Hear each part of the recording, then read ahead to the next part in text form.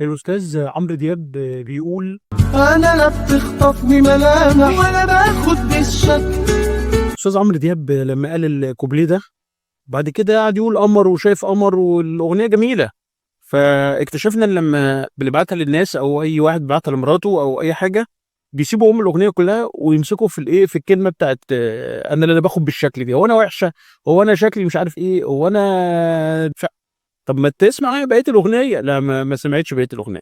طيب انا بقول لكم الكلام ده ليه؟ دي بقى مشكله كل واحد مديرته ست. يجي مثلا يقول لها صباح الخير فتقول له: لا، انت ما كنتش تقصد صباح الخير، ده انت جزيت على السين او جزيت على الميم وانت بتتكلم. فدي المشكله بتاعت الاغنيه دي، هي مشكله الناس اللي بتشتغل في المانجمنت مع واحده ست.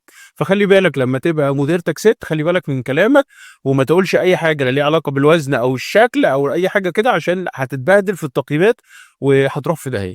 لو عجبك الفيديو اعمل لي لايك واعمل لي شير، ولو مديرتك ست اكتب لي في الكومنت انا بعاني.